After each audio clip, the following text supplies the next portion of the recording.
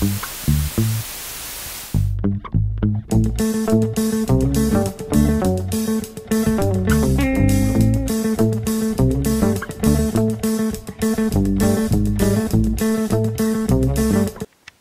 fermiers, amis fermières, bonjour, bienvenue à la ferme, bienvenue sur Cocotte TV. Aujourd'hui, je vous présente un casque qui nous provient de Corsair Gaming. Il se prénomme le VOID Pro RGB. Alors le VOID, on le connaît, on l'a déjà testé. C'est un casque au look plaisant, vous le voyez à l'arrière, c'est plutôt sympathique, avec des parties métalliques, ce qui rehausse l'ensemble. En version RGB, car il dispose des diodes magiques qui vont pouvoir permettre d'illuminer les petits logos sur les platines. Et en version Pro, puisqu'il se positionne finalement en milieu de gamme, c'est-à-dire entre le wireless et l'entrée de gamme, puisqu'il propose de son côté, lui, un Genuine Dolby Headphone 7.1 surround, donc en gros une émulation tout simplement, qui va permettre de spatialiser le son en passant par le CUE, c'est-à-dire le Corsair Utility Engine. Ça fait un petit moment que je ne l'ai pas installé, j'espère qu'il est devenu un petit peu plus facile de prise en main, car s'il est complet, il est trop complet, et parfois peut mettre un petit peu en difficulté, car vraiment la prise en main n'est pas des plus évidentes. Au dos, on retrouve le schéma commenté, les spécifications techniques que je reprendrai tout à l'heure. Du côté du bundle, on a les clauses de garantie, classiques, on a le petit guide de démarrage, et on a une petite poire en mousse pour la placer au bout du micro, ce qui est plutôt pas mal. Le casque en lui-même, bien c'est un VOID, hein, au niveau du look, je vous l'ai dit, on le connaît. Il est assez plaisant avec ses parties métalliques ici. Au niveau de la finition, c'est bien, pas de grandes difficultés, un petit peu plus de soin aurait été bienvenu, parce que par exemple, les bavurages ici est un peu plus présent que celui-ci, à croire que celui-là a été plus précis que celui-ci.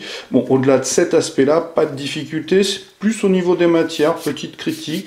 Le plastique aspect granuleux de l'arceau est assez fragile, la preuve en l'enlevant du carton, je l'ai rayé avec l'ongle, ce qui est un peu dommage quand même.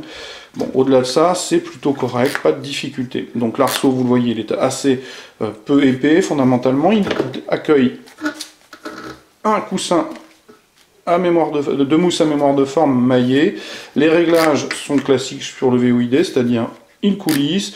Ce sont des réglettes métalliques avec une partie centrale en plastique. C'est plutôt solide, ça devrait normalement tenir dans le temps. Évidemment, il ne faudra pas les user à la vitesse de l'éclair pour le plaisir, mais de manière générale, il respire quand même bien la solidité. Les parties métalliques qui rehaussent l'ensemble, c'est plutôt plaisant au niveau de la finition. Les platines blanc-noir, aspect laqué avec le logo qui s'illuminera. Sur l'autre écouteur, on va retrouver le bouton qui va permettre de couper le micro, la perche de micro, justement avec une petite partie translucide qui permettra de visualiser l'activité du micro. À l'arrière, la molette de son, c'était déjà le cas sur les VOID précédents. Ça demande un petit coup de main à prendre, mais une fois que c'est pris, c'est plutôt pas mal, et on ne cherche vraiment pas à couper le micro et à monter ou pas le volume. Le câble est un simple caoutchouté, il se termine par un USB, puisqu'il faudra donc le connecter sur la machine et l'exploiter avec le Corsair Utility Engine.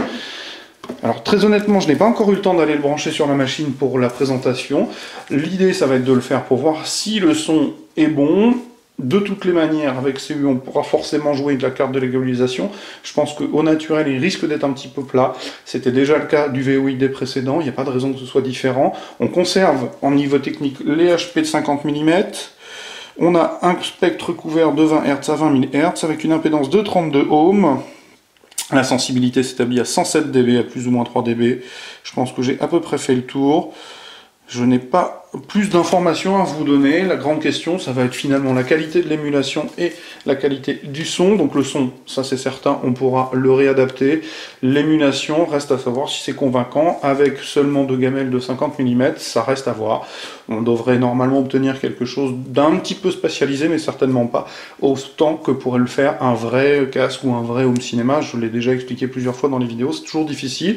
Mais quand on a une petite sensation d'immersion qui fait le tour, c'est plutôt pas mal. Au niveau du tarif, j'ai un trou de mémoire, je vous en excuserai, c'est moins de 100 €, ça j'en suis sûr, donc il faudrait que vous veniez lire le test écrit qui paraîtra très très prochainement pour avoir le tarif, et je vous donnerai en conclusion l'idée de savoir s'il est plutôt performant pour le tarif demandé. Ça, c'est ce que je devrais déterminer dans l'écrit qui suivra. Donc comme d'habitude, je vais vous souhaiter une excellente journée, je vais vous dire à très très bientôt sur cocotteland.com, et je vous dis au revoir.